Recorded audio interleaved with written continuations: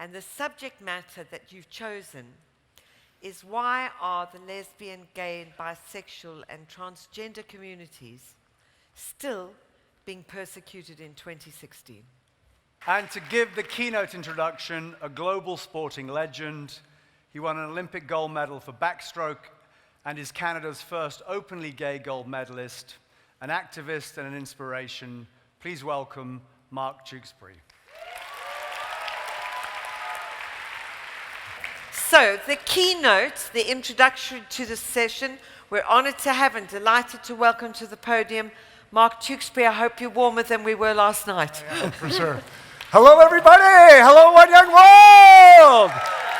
We know you've had a terrific day. It's been a long day, and our panel likes to think we've saved the best for last.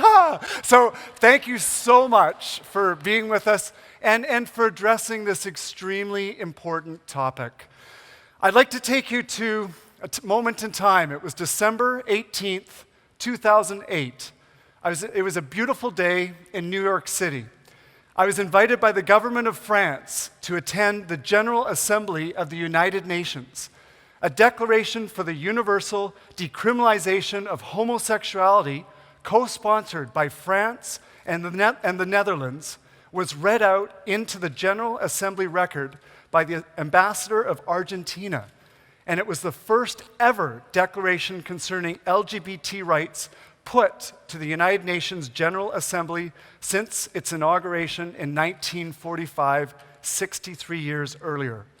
My hope and pride soared as 66 member states supported the declaration. But unfortunately, the statement prompted an Arab League-backed statement opposing it, which 57 states supported. Shockingly, countries like the United States and Canada, where same-sex marriage was already legal, abstained from the vote. The declaration, which was intended to become a resolution, remains unsigned to this day.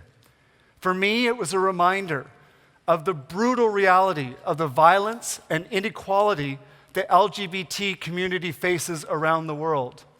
This year, we've seen the horrific nightclub shooting in Orlando, discrimination on grounds of gender identity and sexual orientation in Sri Lanka. Indonesian LGBT community is under serious threat, and restrictions on bathroom and locker room access for transgender youth in the United States schools.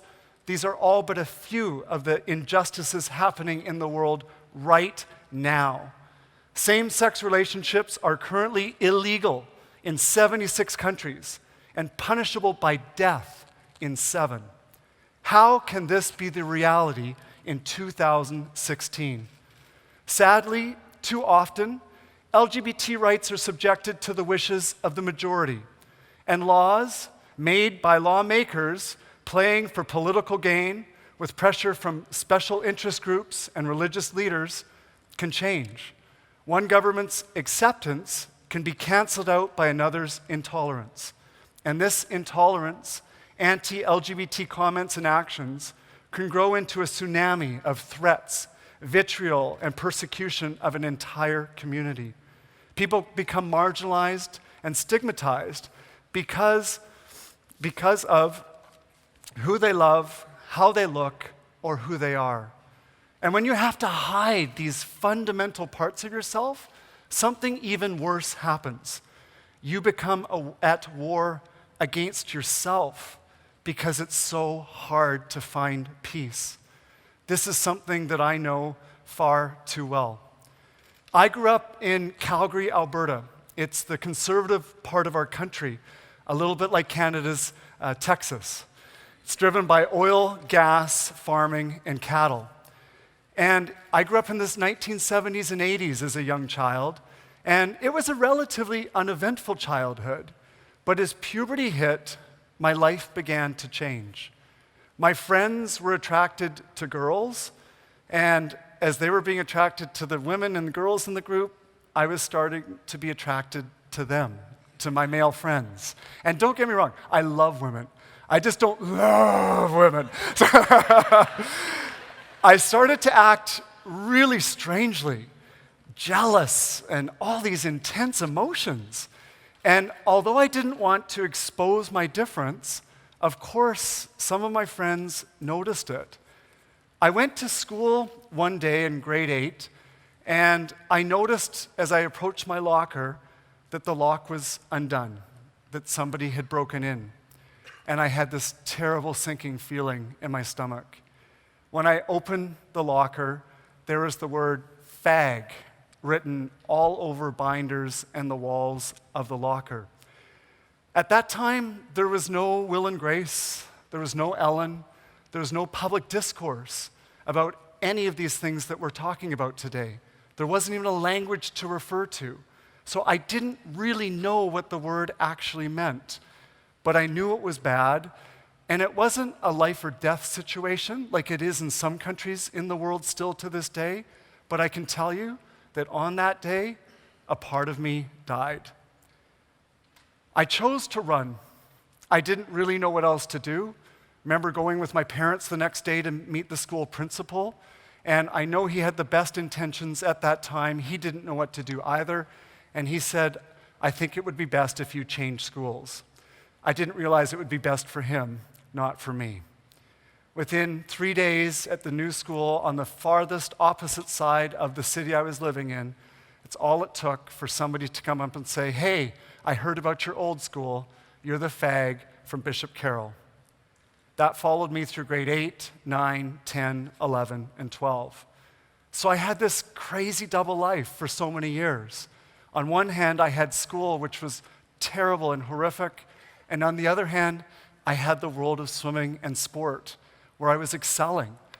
And when I was young, I saw that because I was good at swimming, people tended to ignore the things that they were picking on me for at school.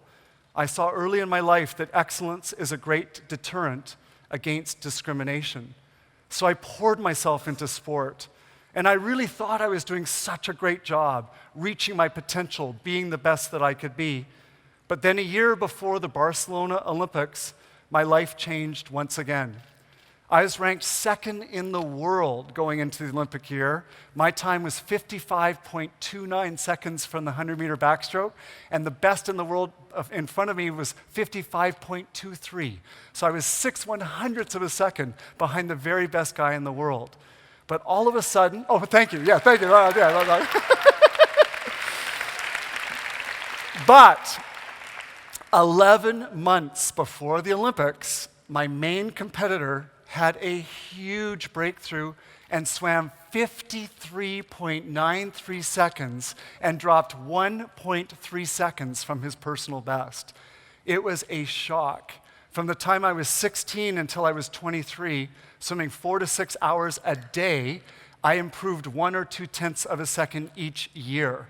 If you added up 7 years, it was 1.2 seconds, and now there was 11 months to make the same improvement. But it forced me to do things differently. It forced me to look around me and look for different opportunities. And every day at the pool, I used to follow the synchronized swimming team. And woohoo, synchronized swimming. So the synchronized swimming team, I love that sport, and they're underwater technical experts. And I realized that maybe some of that underwater expertise could come in and help me as a swimmer. So out of desperation, I asked the synchronized swimming coach if she would become my coach, and she agreed. And as we started to work together, we didn't just become coach and athlete, we actually became friends, and we became close. And after a while, you know when you're friends with somebody and you have a secret, and if you don't share that secret, later the friend's going to be very hurt because they're going to say, why didn't you feel like you could trust me to share that? And we got to that point in our relationship. So I knew I had to tell Debbie my secret.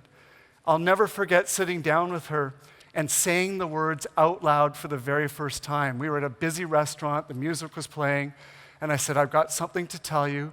I said, Debbie, I'm gay. And it was like, gay, gay, gay, gay. And as she heard it, she kind of recoiled, and her eyes welled up with tears. And I thought, oh my God, no. I'm going to lose her. People don't share secrets like this because they're afraid that they're going to be rejected, that they're going to be beat up. that they're going to lose their livelihood. And all of those things were true for me. But Debbie composed herself and she said, "It must have been so hard for you. You have me 100% behind you." One person changed everything. She gave me the space. She gave me the space to be me, fully me, for the first time in my entire adult life. At the Olympics, I qualified for the final in the 100-meter backstroke. In the ready room, I was sitting there with 7 other athletes for 30 minutes before the race waiting to go out. That's a whole other story. That's a really intense one. But they were the best swimmers from Cuba and Germany and the United States and Spain and France and Australia. And we've all trained thousands, if not tens of thousands of hours to be here. And I looked around that room and I thought, what makes me different? And in the best possible way, I thought, I'm the fag. For real. I'm the fag. And what had been a liability used against me my entire life in the most important moment of my life became my differentiator and became my strength. I went out there, dropped 1.3 seconds, and won Canada's first gold medal at the Barcelona Olympics.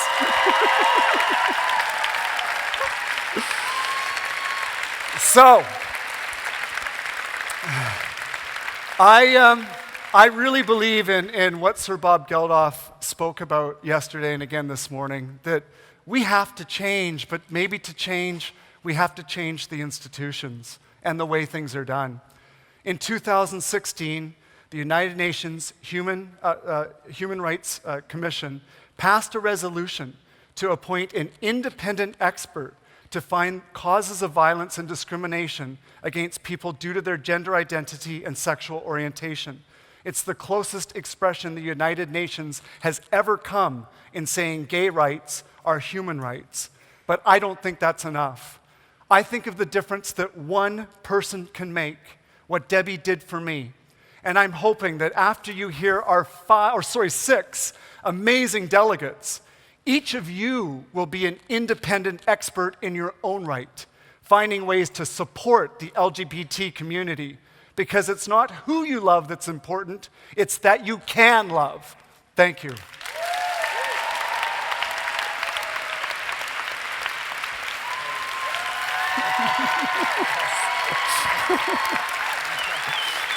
Thank you. Woo! Thank you. Thank you.